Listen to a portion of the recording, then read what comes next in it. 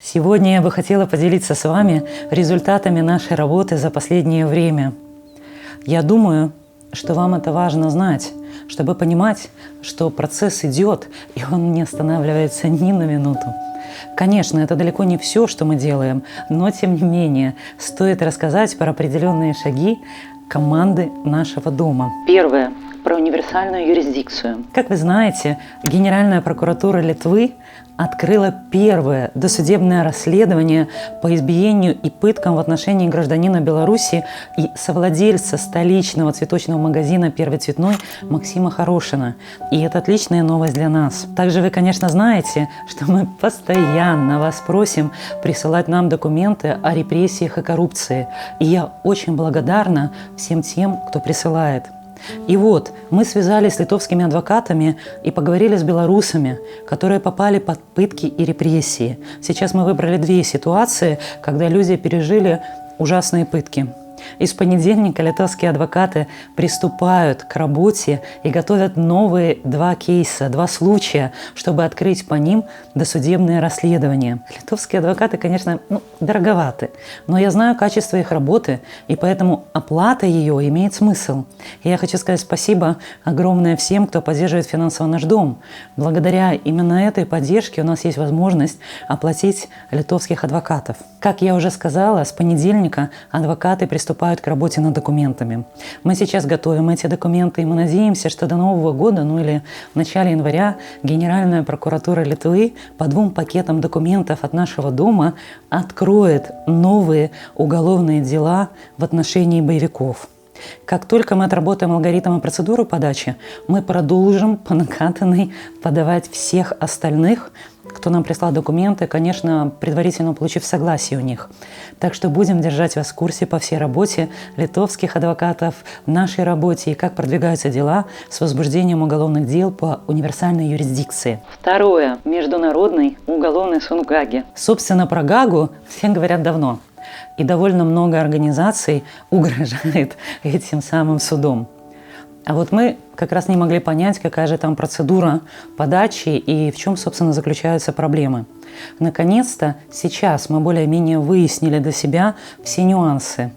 И благодаря, конечно, удивительной и невероятной голландской диаспоре белорусов, которые, кстати, живут именно в Гаге, они нашли нам экспертов и юристов, которые будут нам помогать готовить и оформлять весь пакет документов для Международного трибунала в Международном уголовном суде. В Нидерландах живут белорусы, которые очень активно и, кстати, с очень большим энтузиазмом двигают весь процесс. И я действительно восхищаюсь тем, как систематично, шаг за шагом они работают. По Гаге, конечно, много всяких нюансов. Но самое главное, мы должны все вместе доказать, что преступления режима Александра Лукашенко – это системные и сознательные преступления против человечности. Мы с экспертами очень долго обсуждали вот эти все вопросы, в том числе в эту субботу, и мы решили, что мы будем готовить все документы вот в двух направлениях. Первое, понятно, это, конечно, все те преступления против мирных протестующих граждан, и эти документы у нас есть, мы их продолжаем собирать. Второй пакет документов – это ситуация с незаконными приговорами и с рабским трудом в белорусских тюрьмах. Прежде всего, ситуация, конечно, с детьми 328. То есть с детьми, которые сидят за преступления, связанные с наркотиками. Оказывается, для Гаги рабский труд в тюрьмах и незаконные приговоры представляют также очень большой интерес. А для меня лично ситуация с белорусскими детьми, осужденными по статье 328, является очень важной. И кроме этого, я убеждена, что вся та гниль и грязь, которая сегодня вылилась на улицы мирных белорусских городов, все пытки, все издевательства ведут свое начало из закрытых учреждений, таких как детская колония, тюрьмы, всевозможные интернаты, приемники-распределители, а также ЛТП, на которые общество так много лет не обращало никакого внимания. Много где в мире тюрьмы отделены от МВД, но не у нас. Почему? А затем, чтобы сотрудники МВД могли тренироваться, унижать, пытать, насиловать. И результаты всех этих тренировок мы вполне себе увидели этой осенью. Нам придется всей страной пойти в эти очень мрачные места и наконец-то навести там порядок. Но не только. Нам придется все-таки дать оценку всему тому, что происходило и происходит сегодня там, за закрытыми дверьми. И поэтому по тюрьмам, по всем незаконно осужденным, по тем, кто работал за копейки в белорусских тюрьмах, будет проведено расследование и будет готовиться очень большой иск для подачи в Международный уголовный суд. Да-да, в той самой Гаге. Эта работа уже началась. Но, как я надеюсь, со следующей недели она пойдет более активно. Третье. ООН. Сегодня мы подаем кейсы и различные документы в разные структуры ООН. И от них мы получили очень хорошую, очень теплую реакцию. На самом деле, конечно, процесс идет очень медленно, потому что ООН свои достаточно сложные требования, в том числе, как должны выглядеть документы. И сбор документов, конечно, тоже занимает время. Это сложно, но из ООН идет очень поддерживающая реакция. И я очень благодарна коллегам в ООН за такую поддержку и за такую готовность всегда быть на связи и работать вместе. Четвертое. Международная организация по пыткам. Мы связались с Международной организацией по пыткам. Точнее, нас познакомили коллеги из ООН, как раз те самые, с кем мы так плотно работаем. У нас была очень конструктивная встреча, и мы очень многое обсудили. Эти люди, знаете, они очень переживают за Беларусь. И мы с ними договорились, что сейчас наш основной фокус работы – это, конечно, белорусские дети. И я им рассказала про вот эту ужасную ситуацию с 16-летним подростком Никитой Золотаревым. Я напомню, что бедный ребенок с августа, то есть более 4 месяцев, сидит в СИЗО Гомеля по выдуманным основаниям. И каждый день находится под пытками, и с ним очень жестоко обращаются. Я считаю, что ситуация с этим ребенком на сегодня одна из самых жутких. И мы договорились с Международной организацией по пыткам, что они активно подключаются к кампании защиты маленького Никиты. А это значит, что они, в принципе, достаточно влиятельная организация, они подключают все свои контакты и все механизмы, которые у них есть, чтобы мы все вместе добились освобождения маленького Никиты. Пятое. Кампания по детскому хоспису. Как вы знаете, мы начали кампанию по детскому хоспису в Гродно. И я хочу сказать спасибо всем белорусским диаспорам по всему миру, кто очень активно поддержал эту кампанию и кто сегодня отправляет петиции, обращения, жалобы, письма в различные структуры. Но кроме этого, наш дом договорился с еще одной влиятельной правозащитной организацией. Она называется «Международная амнистия», и в ее составе сегодня 4 миллиона членов.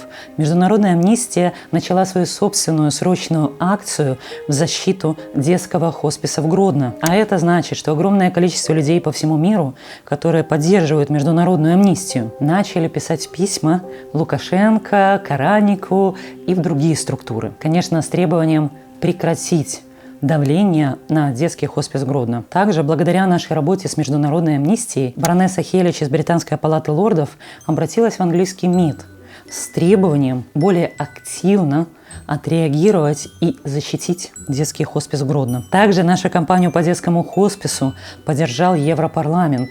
И депутаты Европарламента направили свои письма и свои обращения к Каранику и Лукашенко с тем же самым требованием прекратить давление на детский хоспис.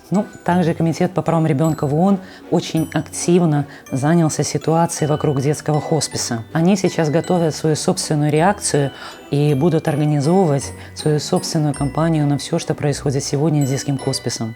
И повторю свое требование лично к Владимиру Каранику. Не прекратите давить на детский хоспис Гродно. Мы начнем большую антикоррупционную кампанию по Минздраву. А времени подумать у вас уже нет. Шестое. Помощь людям внутри Беларуси. На сегодняшний день волонтерами нашего дома передано 211 продуктовых посылок репрессированным белорусам внутри Беларуси. Оплачена работа 116 адвокатов по уголовным делам. А также оплачены штрафы и сутки 57 белорусам, преимущественно, конечно, по статье 23-24. Штрафы и сутки, конечно, не совсем наш приоритет, я это уже говорила, но это те несчастные потеряшки, которые ни от кого не получили никакой помощи. И, конечно, мы не смогли их оставить в беде. В том числе Мы оплатили адвоката Андрею Новикову из Постав. Андрея Новикова задержали 6 июня в деревне Прусы, что в Поставском районе Витебской области. Там он жил с женой и 2 детьми. Вся вина этого несчастного 50-летнего мужчины была в том, что он рассказал правду о ситуации в Поставах в стриме известного всем нам ютуб-блогера Сергея Тихановского, а после этого он собирал подписи за выдвижение Светланы Тихановской. И в принципе, наверное, все бы обошлось. Но, к несчастью для Андрея, он в свое время сменил гражданство Беларуси на гражданство России, чтобы устроиться на работу на Дальнем Востоке, этой самой России. Там он пошел работать в милицию и дослужился до начальника РОВД и получил звание полковника. Затем он вернулся на родину в Поставы. И понадобился Александру Лукашенко для очень мутной схемы с Тихановским и вагнеровцами. Мы ее все прекрасно помним. И вагнеровца с Тихановским нужно было как-то слепить вместе для демонстрации Европе ужасов возможной оккупации Севастока и 200 вагнеровцев, которые до сих пор бегают где-то по белорусским лесам. Ну, как и российский политолог Виталий Шкляров, также, кстати, имевший запасное гражданство, только американское. Поставчанин Андрей Новиков попал под эту горячую руку в фабрикации уголовного дела о якобы захвате власти силовым путем. Ему очень не повезло оказаться не в том месте и не в то время. Андрей Новиков был арестован, признан политзаключенным и более 4 месяцев провел в СИЗО. А в итоге от родных НИО, от родной хаты был депортирован в Россию, где ему, вдалеке от родных Постав, придется жить, пока не уйдет Александр Лукашенко. А мы все надеемся, что это произойдет очень скоро. Наш дом оплатил ему адвоката, где, кстати, набежала очень приличная сумма и был на связи с его семьей. И знаете, я хочу от всей души поблагодарить команду нашего дома за совместную работу, за то, что мы делаем вместе. Мы с вами удивительные люди. И я очень горжусь тем, что мне выпала честь с вами работать и с вами идти вместе по этой дороге. Я хочу поблагодарить всех наших партнеров и друзей, всех, кто нас смотрит, которые нам помогают и, как говорится, держат нас за руку. Да, это иногда бывает нелегко, я это понимаю. Я сейчас не называю вслух всех этих людей только потому, что я не хочу атаки КГБ, и я батик на них. Но я надеюсь, что когда ситуация изменится, мы все узнаем имена этих организаций и партнеров, которые каждый день плечом к плечу стоят с нами в борьбе за новую Беларусь. Я также хочу поблагодарить всех, кто поддерживает работу нашего дома и присылает нам деньги. Благодаря вам у нас есть возможность помогать людям и поддерживать их. Будем вместе и живи Беларусь!